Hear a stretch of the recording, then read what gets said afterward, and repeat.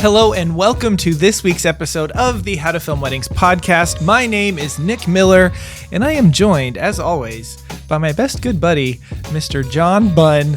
John, today is a special podcast for us. Why don't you tell the world, well, first, how you're doing, and second, why that is? Man, I was going to say, it's a special podcast because we're both here, and this is our job, and it's kind of bananas still, and It's I'm fun. like, oh, we're having fun doing this. But I'm doing well. As we're recording this, I leave for Baton Rouge in 2 days to film a killer wedding. I'm really excited about the couple. They're also wedding filmmakers. And they just sent me a box full of home footage. They saw my film that I did recently from Guatemala, which it's a drinking game now. Every time I talk about Guatemala, you take a drink. But they sent me all this footage and I'm going through it, their parents' wedding video, and I'm just like really getting in the zone of the kinds of films that I want to be doing and shooting. And so like super fulfilled over there. Also, I haven't really been talking about it a lot, but since mid-August, I'm down about 15 pounds now. Like I'm feeling real good. I know. I've been getting the updates, and I'm proud of you. I know, but like I can just see a little bit of a difference now. It's just good. I just feel healthy. Like I'm feeling great. But Nick, what you were talking about, which is really exciting, is that right now, as we're recording this, we have 12, 13 people watching live that are part of our brand new HTFW Plus. And you might be listening to this and you might say, what the heck is that? Well, it's awesome. First of all, write that in your notes if you're taking notes, but it is a subscription service, $7.99 a month. But if you go to htfwplus.com, it is free for your first month, Nick? Is that what we have right now? First month free. So check it out because you get things like what the current HTF Plus people are getting, which is live access to this recording. They're going to get to ask some questions to us live at the end of this recording. So that's really cool. Which will be off air. Yeah. Will be off air. So you listeners out there in the listening world don't get to hear that. That's just for them. I think so. Why? No. I don't know. I don't like that. I like that. No okay, way. we're gonna make a decision while we're recording this podcast. Well, that way we can show them off. You guys ask or let me know in the comments over here. The live studio audience and Blake studio audience. But anyway, HTFW Plus also has a monthly, we're doing monthly film reviews, but you get front of the line access to our get your film reviewed, special HTFW promo codes, lots of good stuff. Don't have time to go into it, but check out the QR code on your screen as it rolls around here in a little bit for HTFW Plus, or go to htfwplus.com to check it out. So, Nick, I'm going to throw it back over to you to chat about what we're going to be talking about today. So today we are going to be talking about the 5 things to get the best color in your wedding films. Most of these have to do with actually in-camera stuff rather than what you're doing in post. And so the more that I film weddings, the more that I am a part of this industry, the longer I do it, I want to get as much stuff done correct right in camera as possible, so it makes my life so much easier. And so we're actually going to talk about 4 things today that have helped us in our business, Wild Oak Films, get that nice looking color in post, but a lot of it actually has to do with what we're doing while we are filming. Okay. So the very first thing that I want to talk about, and I know a lot of people do this, is you are going to want to shoot in either a flat or a log profile for your camera. I know a lot of camera out there actually don't do log, but you want to shoot in the flattest profile possible. John, why don't you talk for a second maybe why we're wanting to shoot a little more flat, or why we're wanting to shoot log? Why is that? Yeah, and honestly, like thinking about this bullet point, like this is not something that you just go and do. You don't just go shoot log. I've made this mistake, and we had a mentor session yesterday. Someone was using like the S-Cinetone, and they're like, it works for my workflow, but they are also shooting in 10-bit color, and it's baked in colors. But the main reason that we love log is because it gives you so much more room in post to manipulate colors. By shooting in log, you're getting much more dynamic range. You're getting a lot more data that you can then manipulate in post a lot easier. So if you've messed something up, it's not as good as shooting in RAW, but it's a lot better than shooting with something baked in. If you've noticed and you have a profile on your camera and you're shooting like even S-Cinetone, or if you're shooting like a Canon, picture profile or whatever it is, you go into post and it's already got saturation just baked into the footage. You can't like unsaturate without having to like desaturate without having to make a lot of things to it. Or contrast, you pull contrast out, it messes. With log, you get to add that in afterwards and to your liking. And so it gives you that much more leeway when you're shooting. I didn't really start trying log until I was on the C70. And I like immediately liked it, but it took me a while to get the hang of it. But I immediately just started shooting in log, and I wish that I wouldn't have. I wished I would have practiced more. And so shooting in the flat or log profile matters because it gives you more room to edit it to your liking. It gives you much more data to work with. What do you want to add to that, Nick? Yeah. And while shooting in log, okay, there are cameras that do shoot raw video, but they take up terabytes and terabytes of data whenever you shoot that way. And you have to have a fairly nice camera systems to shoot in actual raw for the most part. And so, log would be the closest to that. And have you ever been with a photographer and they're able to shoot their images in raw, and so they go to a place and they just start shooting and it's really dark, or you're like, how do you make this look nice? And then you see the image and you're like, holy cow, that looks incredible. It's because post in the back end, they're able to mess with a lot of things because there's so much data in all of those files. Mm-hmm. So whenever you're shooting flat, your blacks are not going to be crushed, meaning you can actually make your blacks a little bit darker. Your highlights, your whites aren't going to be blown out, and so you can add some data into that to brighten them up without them just turning pure white. And with a log profile, you're just able to manipulate it with that a lot more. I will say that, again, when I started, everyone told me, you need to shoot flat, you need to shoot flat, you need to do this, you need to do this. And so I did it, and I didn't understand why that was. And so you need to know why. Again, it's for coloring in post. And also when it comes to log, there's lots of different things that you need to learn to shoot log. Like if you're shooting Sony on log, there's a lot of different rules that you need to keep in mind.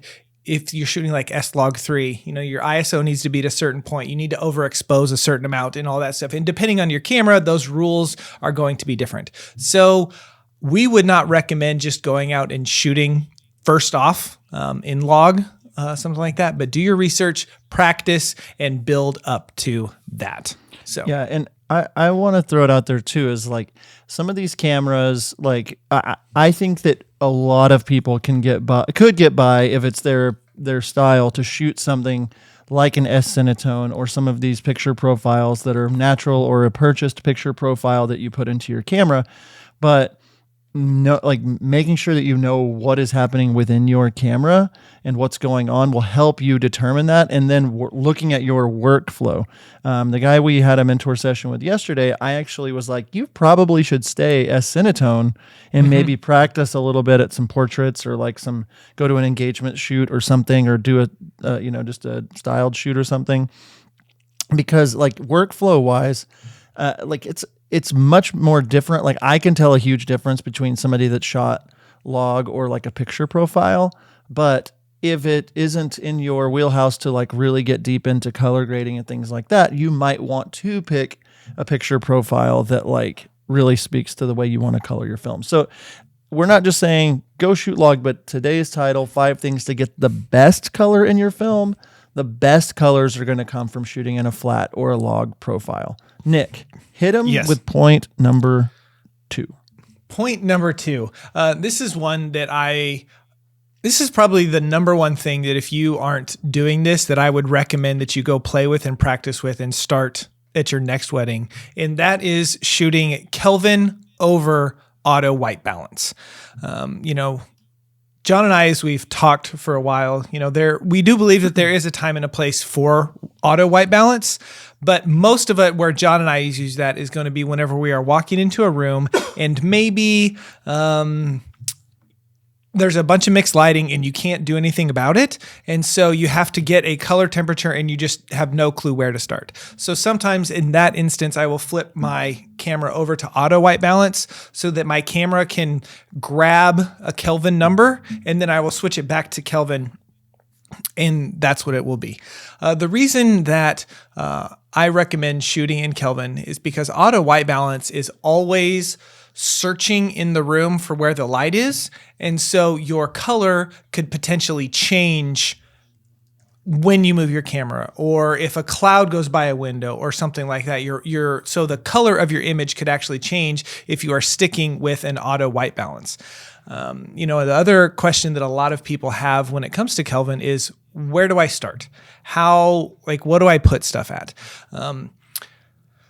Stuff that is very tungsten or very orange is going to be 3000 and below on the Kelvin scale.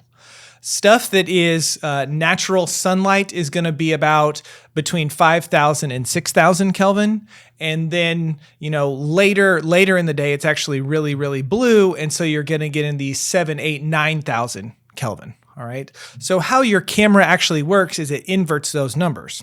And so if you walk into a space that is very orange or tungsten and you put your camera at 3000, it's actually going to cool the image down. But that's because it's compensating to make that orange stuff, like it's making the white. And how do you make something that's orange white? You add blue to it. Okay. So that's what we recommend. Yeah. So for outside mid-afternoon, I'm putting my camera at about 5500 Kelvin and then adjusting from there. Whenever we are going out kind of sunset portraits, I'm putting it probably around 6500 or 7000 Kelvin and adjusting from there. Whenever we're filming the reception and it's dark inside, I'm putting my camera at about 3200, 3300 and adjusting from there. So those are some good starting points. John, I just kind of spilled all this stuff with Kelvin, but you spilled the tea, my friend. I did. What do you have to add? So for me, for the longest time, and all these things, again, are the things to get the best color in your films. You can get by with auto white balance, but I noticed whenever I was shooting auto white balance all the way up until 2018, like after we started this podcast, I had charged over $10K for a film only shooting auto white balance. We're not saying you can't do it or anything like that, but I just didn't understand what was going on. I didn't understand that the camera was inversing the color. I didn't understand what Kelvin meant. It was scary. And I started taking steps to learn it, and taking those steps and saying, hey, I'm going to put this on manual Kelvin at sunset and start it around 6,000 and just see what that looks like and warm it up, or, bump it 6,500, whatever it is. Or the thing that I kept finding was that my colors, I could never get them. Like I would be editing my film and I would go to a clip of a ceremony or something outdoors, and I would say, okay, I'm going to get this color dialed in. And I would, and within 10 to 15 frames, the color was off again. And I was like, what the heck is happening? And it was because the sun was going behind clouds. The sun, the clouds were moving in and out, or light was moving in and out on these outdoor ceremonies. And my camera was compensating, trying to make it look like a natural skin tone or whatever it was trying to do within the system. It was trying to do that, and it was constantly changing. So maybe one frame is colored correctly, but by the next frame, the sun might have moved a little bit, or it's always moving, or we're always moving. But anyway, science. Science stuff. But point being is, until I really started saying, oh, I've got 3 cameras running during the ceremony. One of them is shooting straight into the bride's face that maybe has the sunlight on it, and the groom's face is in the shade on camera 2. And then my wide angle, there's no shade. And it's like all these cameras are doing different things, and it would take me hours and hours to get it to kind of look okay, where I would usually just end up being like, I'm going to cover this with B-roll because this is just not looking good. If you're using auto white balance and you're in a room that the light's not changing color, it's much easier to color grade something like that. But the more that I've learned, it took me about 6 months of shooting to it becomes second nature for me. Now at a ceremony, I might, get with my second shooter and say, hey, we're going to keep it at 5,400 Kelvin during the ceremony or whatever. And all 4 cameras are all on that. And it's not changing and compensating. The light might be moving a little bit, but it's much easier to edit that in post and get it right as light is changing, all those different things. And then like during the day, during the getting ready, during all, like you being able to dial it in for your style. I like shooting things a little more warm. I want it to be a little more, buttery. I love backlit, sunset vibes or whatever. But even just during the day, I want it to be a little bit more warm because that's what I like for my style. If you're shooting auto, you won't have control of that. And the more that you know your style, the more you know who you want to serve, the more you're going to know like, ooh, I want these colors to be a little cooler, or I want this. But being able to dial that in has drastically changed what I'm able to offer to where I've doubled my prices since I've started doing Kelvin. And so it's something that you really like, yeah, you're getting the best color, but you can really dial it in for your specific liking. Nick, I talked a lot. Anything else you want to add since I talked? No. So those are some things with Kelvin. Again, if you have those numbers in mind, daylight around 5,000, 5,500. It's kind of sunset, maybe a little bit warmer, 6,500. When it's darker, cooling that image down, especially at a dark reception around 3,200. If you have those numbers in mind, you can adjust and then flip your camera over to auto if you just can't get it. Because there's sometimes like you walk into a reception space where it might be kind of dark on one half, but the back half is wide open windows. So what do you do there? How do you make that look right? So those would be some instances where I would flip over to auto white balance. John, point number 3, we're going to talk about using light in camera and how that can help you with it. And specifically what I want to talk about with using light is not taking what you are given. I can't tell you how many times I walk into specifically a getting ready space and there's overhead lights on, there's lamps on, there's windows, there's just so much stuff going on in the room. And if you just got out your camera and you started recording, it could look like doo-doo because you have a lamp that's, 3,300 Kelvin, you have an overhead lighting that's 4,000, and then you have outdoor light, which is 6,000, and all these are blending together, and you just don't know what to do. So in this instance, we recommend walking into a room and start turning off lights whenever you are going to film. Okay. Maybe you tell the bride, tell the couple that, hey, I'm just going to knock some of these lights off and get some nice window light for you so that I can film it. It will look really nice. Okay.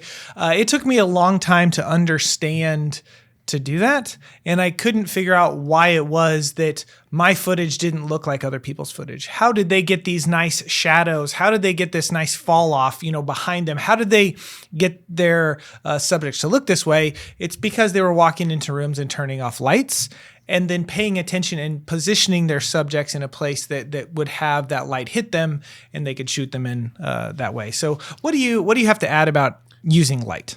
Yeah. I shared this in our mastermind group a few weeks back, but I just did a wedding. They spent a ton of money. And I think that as filmmakers, we forget that the couple is trusting us to get the best footage. And we're the only ones that's seeing what's going on our video. Photographers can pop a flash. They're shooting in RAW. They can do a lot of things that we can't. And like we were filming the bride getting ready and the walls were like puke was the color. I would say they're like, they looked up and said, we want it to look like someone just puked brown on this wall. Okay, cool. And then the carpet was also brown. But so I came in the room and I was like, hey, I'm going to turn off some of these lights. I got her position in front of the window, but it was the middle of the day and it was just bouncing in the room too much. So everything just looked really brown. And I was just like, ugh. And I'm confident enough and had built enough of a relationship at that point with this bride to say, you look beautiful, but this room, the color in here is just not doing well. In a second, are you cool if I just pop out to this hallway? Like there was a hallway right outside the bride's suite that had hardwood floors, a light gray wall, and tons of window light and just a lot of character. And so I took that moment and I said, I've got some good footage of you, but I would rather, it's going to look way better in here. Would you mind doing that in a second, makeup artist? Would you mind?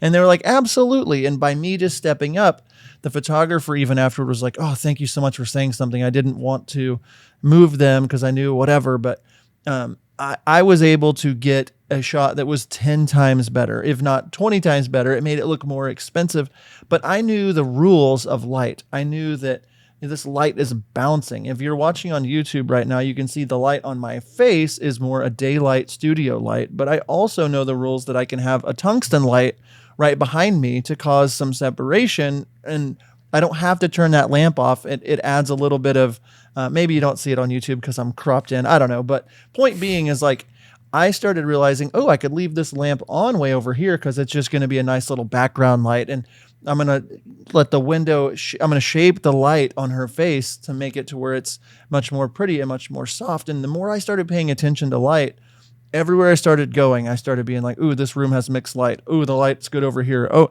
and I started watching films and started watching, like every time I was watching a movie, just like, oh, look how they're shaping light right here. I remember being at a conference and listening to 31 films and like talking about shaping light on faces and how they threw light up like way behind their subject, which happened to be me at the conference, just to add, like to mess, in the background, just like some light leaking through, but not on the subject. But like the more I leaned in and learned about light, the more it helped me. And I'm thinking about not just the getting ready, but during the portraits time, backlit is great, but like, what if we turn them where the light's hitting them on the side of their faces? What if we like try different things and think about how you are using light?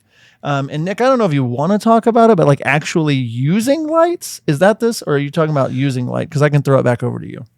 Yeah. And so whenever it comes to specifically reception stuff, if you are not using any kind of lighting at your receptions, you need to be using lighting. I know that a lot of these Sony cameras specifically, you can shoot in basically pitch black and you can get the image to look nice.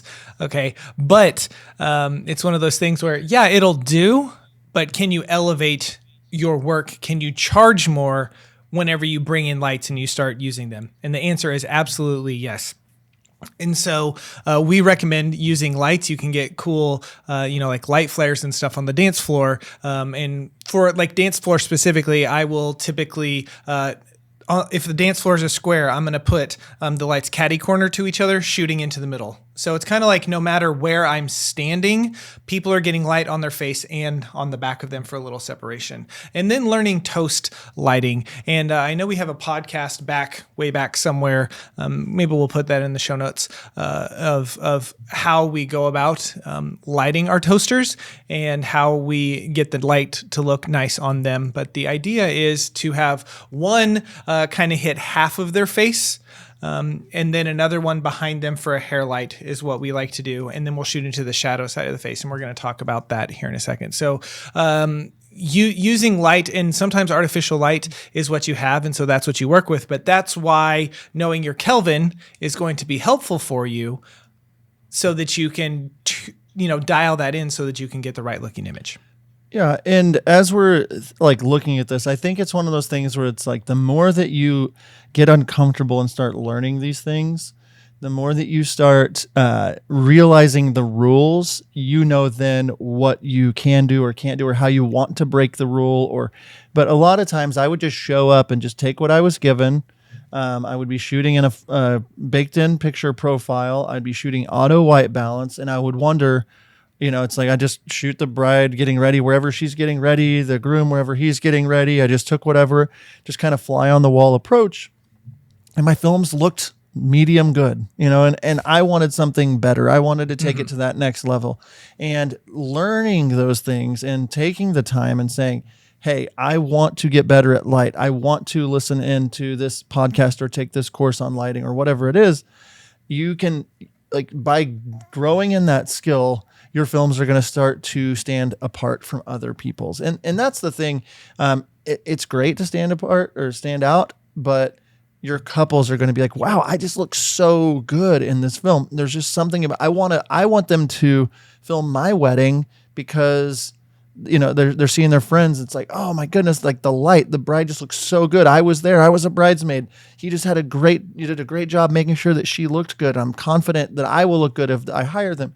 Those little things add up when it comes to getting new clients. So we've talked about shooting in a flat or a log profile. We've talked about Kelvin versus white balance, and then we've talked about using light. We have 2 more points, and we're going to talk about those right after this break.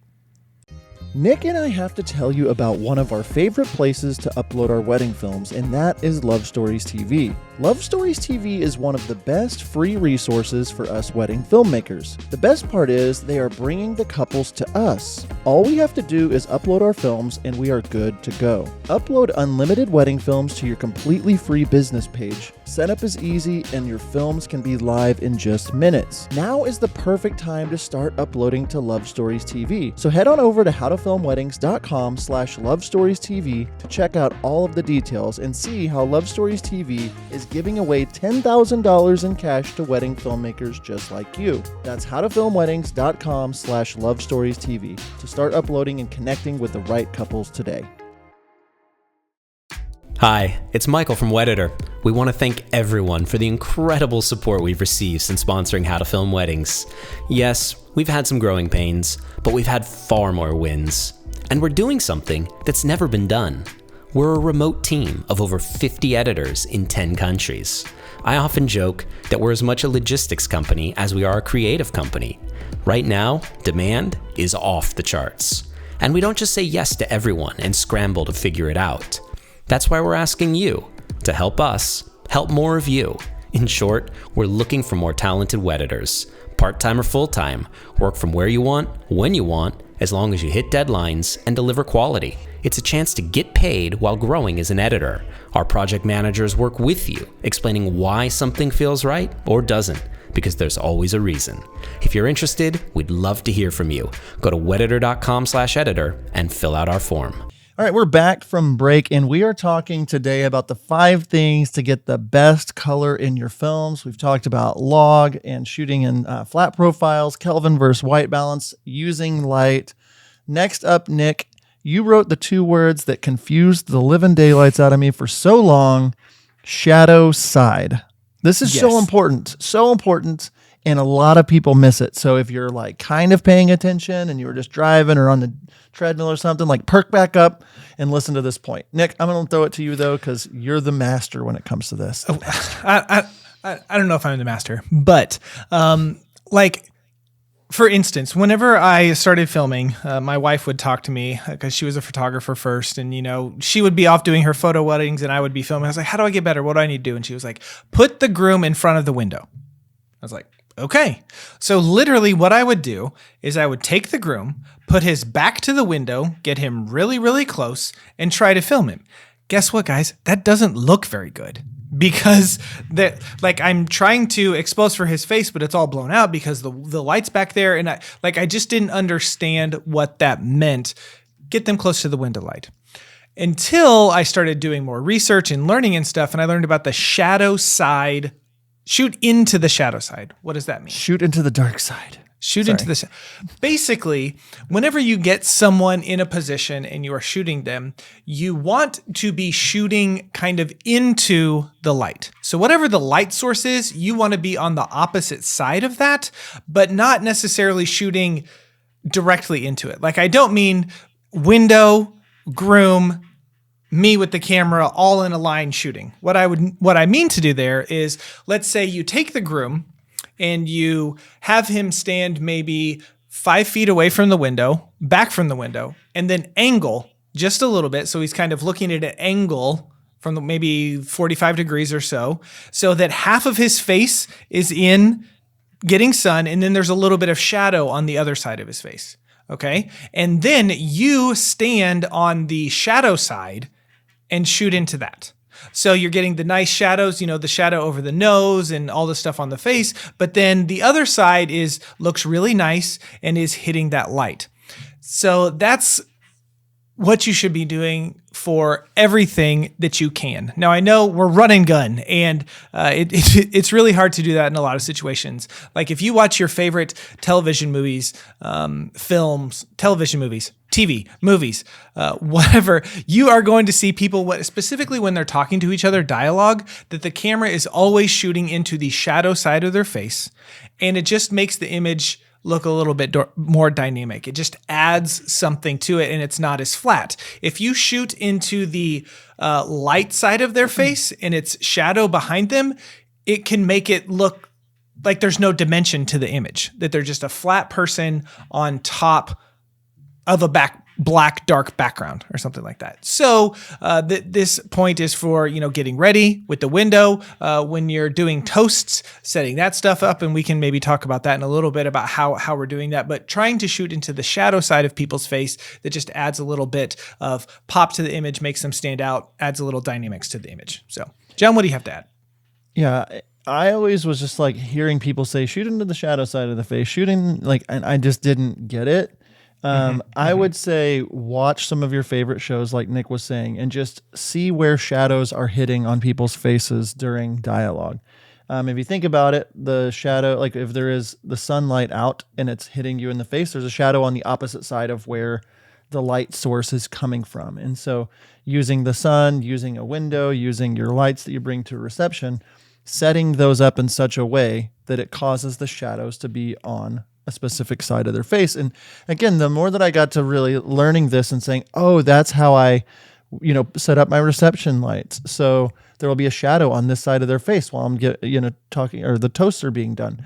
I spent so much time, and it would be so frustrating because I would get it all set up and I'd be like, crap, I'm on the light side of the face. What went wrong here? And it just took a lot of practice and saying, okay, if I put lights here, shadows go here. The more that I understood that, though, the more dynamic my films became. The more people started saying, wow, that was really, invigorating. That was really, I enjoyed it. I was immersed into this. And especially like you said with dialogue, like having little moments where you can see the shadow. I'm thinking, I love a good soft window light on a bride as she's getting ready.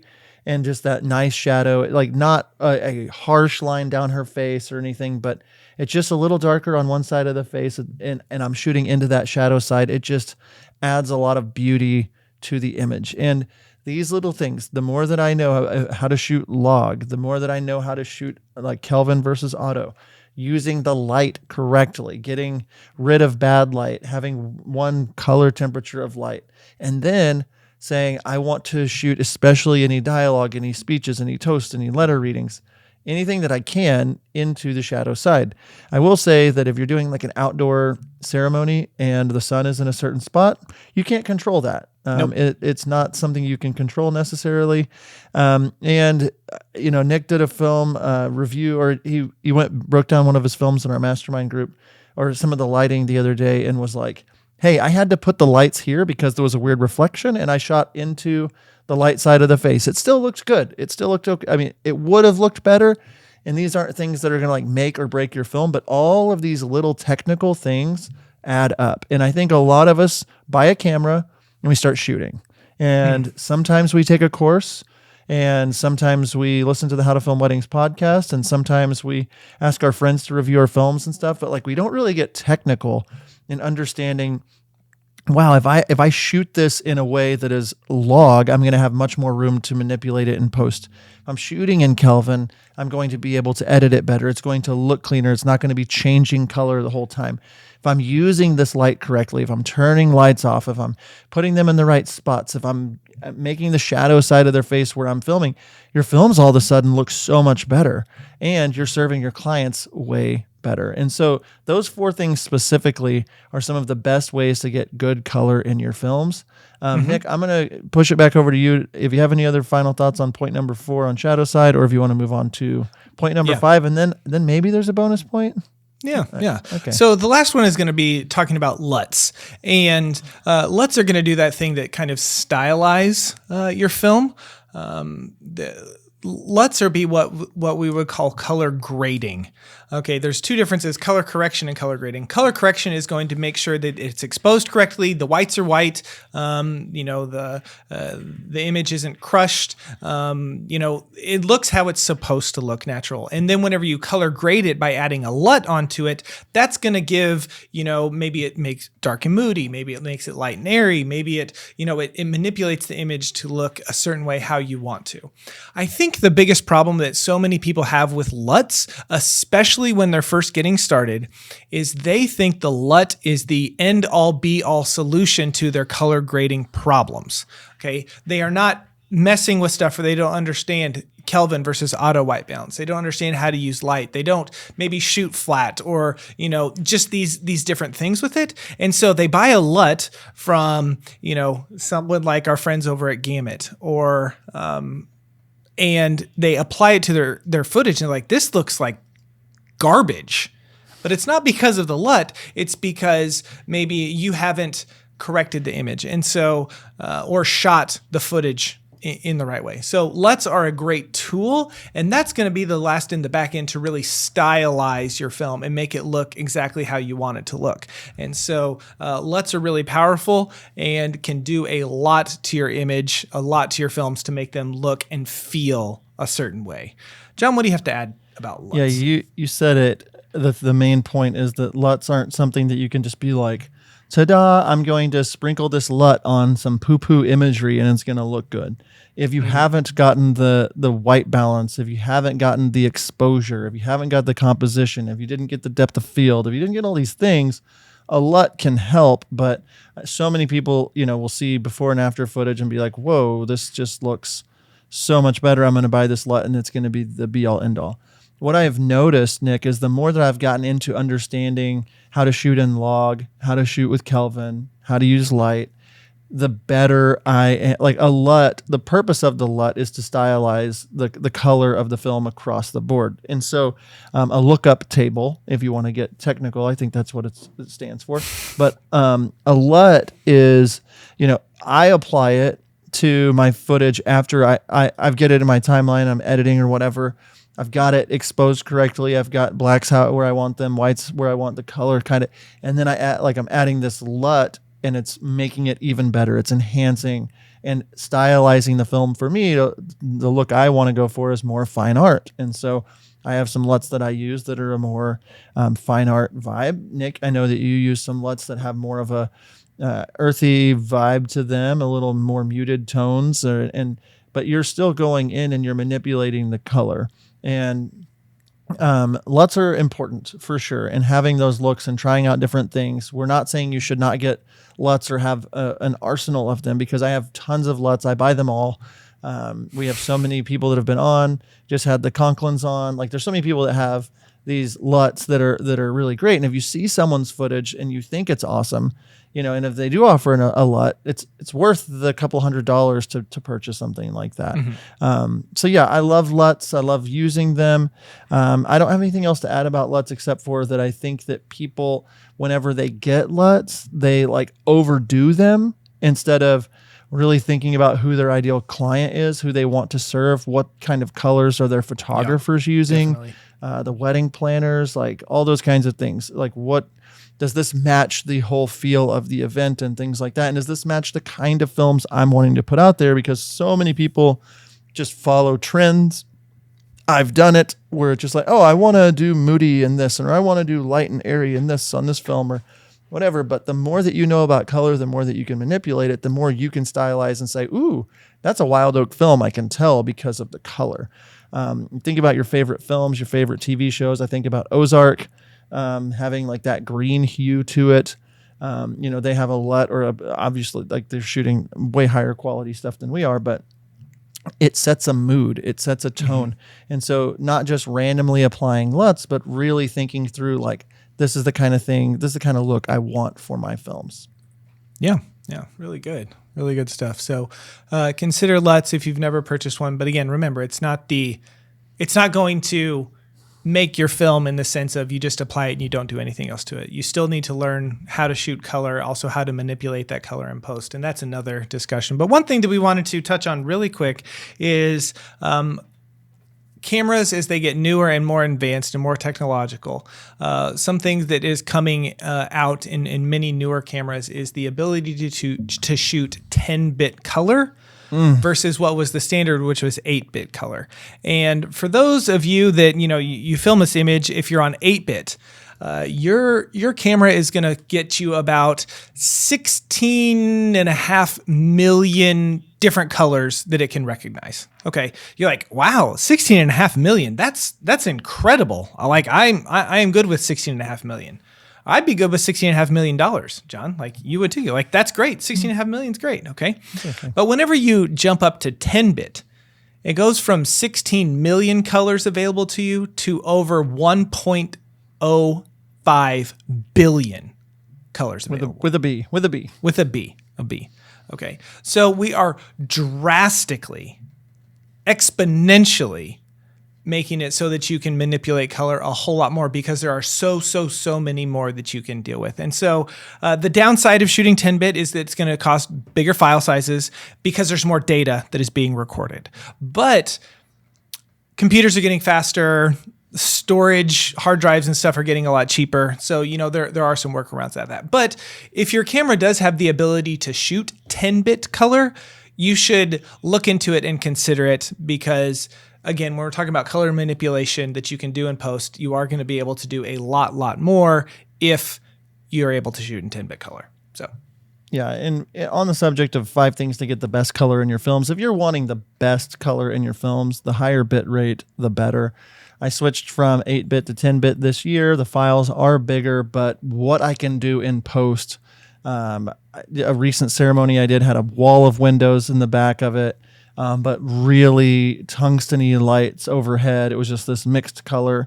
And by getting into the nitty-gritty of scopes and all the different things in the background of editing my color in my films, because I shot it in 10-bit, I was able to save the image and it looks awesome. If it was an 8-bit, I would always try my skin tones shooting Canon 8-bit on the C100 Mark IIs. Like it would always have that magenta tone to the skins, and I'd try to pull magenta out, and then the image would start to look like doo-doo.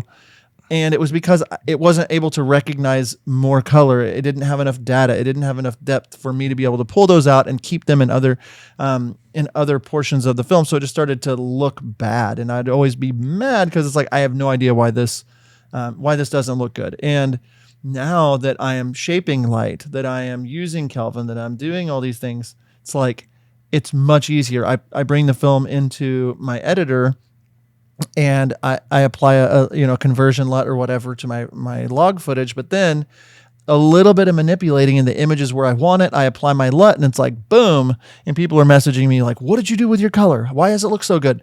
And it's because we did all these little things. And so no matter if you're just a color grading pro or if you're just kind of getting into that world, be taking more steps to get even better with your color. Nick, that's all I have. Yep. And John and I chatted over break. And before we end the podcast, we're actually going to throw it over to the HTFW Plus people, the community that are watching live, and they can ask us any question that they want pertaining to this or something else. We're probably going to take 10 minutes, maybe 15 minutes of questions, and then we will wrap up this podcast episode. So we're going to do that. Drop your questions in there. All right, so our first question in the chat, and if you want to be part of this, htfwplus.com for our next live. Raphael says, how do you set up your lights for the toast speeches? Do you talk to the speakers before so you know where they'll be facing? Nick, I'm going to let you answer this in a short yet efficient way. Short, efficient way. So first off, we bring a mic stand to all of our weddings. We do not count on the DJ to have one because a lot of them don't, but we want our toast givers to stand in a certain spot and not move around because we are setting up lights and getting it to look a certain way. And so I always communicate with my couple, hey, tell your toasters that we bring in a mic stand, we bring in our lights, we're going to put them where we want them. Videographers mean and won't let them stand wherever they want to. So we do that. And then we set up our lights accordingly. We let the people that are giving speeches, hey, this is where you're going to stand. Please get really close to the microphone. Just how the lighting goes, and it's kind of different on the spaces. But for instance, I put my mic stand kind of to the front of the dance floor, and I'm going to have the couple sit in the reception space. If we are looking right here, like on screen, you can kind of see how my face, if you're watching it on YouTube, how one side is lit and the other one is not. So I would actually put a light on the side that's lit a little ways away, kind of 45-degree angle, and then I would put one somewhere behind the toast giver to do a little hair light. So, and then shoot stand on the opposite side of the light to shoot into the shadow side of the face. So hopefully I answered that really quick and efficiently. Yes, and we've got some more content coming soon with like diving deep into toast lighting. So stay tuned for that. Yes. And Nick loves saying toaster. All I can think about love is the saying brave little toaster. Toaster. Okay, let's take one more question. John asks, what tips do you have for matching your cameras for multi-camera moments, especially if using different bodies and lenses? I don't have very many tips because I don't use multiple bodies, like different, like especially different brands of cameras. But I think I'm going to assume, I know I could do this on the Canon one and I can do this on the Sony, that you can actually go in and kind of do some color shifting within like the settings of your camera. And so it could be worth you setting up your two cameras next to each other and maybe doing a little shifting inside the body to get them to look as close as they can together. And if I'm doing that, I would do that on a color calibrated monitor, not on the LCD screen on the back of the camera. Yeah, I think that it is very important. He just put in the comments there that his are all Panasonic GH5, GH5S, and GH6. That's so. I don't know anything about them though. So sorry, yeah, me neither. I just think that for me, never trying to have different systems recording, of course, but then like calibrating with monitors that are like not the LCD screen on the back of the camera is my main thing. And then like. For instance, though, I shoot Sony FX3s and A7S3s. And so this upcoming weekend, if Blake is shooting with me and he's on the A7S3, but I'm on the FX3, like we'll both have the same LUTs put onto our monitors, different things like that so we can see and test back and forth and make sure that they look good. And we'll both be using the same kind of external monitor. So like live, we can say, hey, this is really close. But other than that, yeah, that's. I mean, with them all being, in the same family, the GH5, 5S, and 6. I mean, I would assume that they're going to be really close in the ballpark together. I would just assume that. It could be, if you go for instance, if you have more of a, I don't want to say off-brand, but some a little bit cheaper lenses, like something like a Rokinon. I used to have a Rokinon lens, and it was just really, really green. Like the picture quality was just really, really green. And so it could be maybe more of a lens thing depending on what lenses you're using with that. So, yeah. I think just communicating with second shooter, if the second shooter's in there, or looking at the two different monitors, just like that's the best way to like external monitors, of course. But yeah. Okay. It looks like we have one last question, and Nick, it's from our friends Ember and Ash Films. Do you typically stack LUTs in post, or do you tend to stick with one main LUT / family of LUTs for your films? We just use one LUT, or family of LUTs. But primarily we're just using one LUT. And by we, I mean my wife, Jen. I mean, it's our business, but she does all the coloring stuff. So, just using one. I think right now we've been using the native LUTs from forestry, and there are some that are a little more, designed for reception spaces and stuff. So I think if the setting's kind of crazy, she might use that one, but for the most part, it's the same one across the board. So we're not, but I know that there are lots of filmmakers to get the look that they want. They like, I like what the color does with this one over here, but I like what it does to the greens with this one over here. So they stack them on top of each other and do it that way. So yeah, I don't think there's anything wrong with it. Nope, not at all. I've been using the Illume LUT pack, and there's a bunch of different, variations within there. I've been really digging them. So that's what I've been working with for the last few months. But yeah, I will stack. I won't stack with different kinds. I'm really just using them as like just the enhancement at the very end to be like, oh, yep, there it is. It looks like what I want it to look like now. So, any more questions in the group? Are we good, Nick? I think we're good. I think we're good. Cool. Had about an hour, and we're about there. So nice. All right, I will do an outro, and Blake will. Yeah. Yep. I like it. Yeah. Yeah. I would do an outro as if we're not including these. Like Right. Yeah. Like after 5 points. Yeah. Good Well, questions though. okay. Yeah. Thanks for the question, guys. Good stuff. Okay.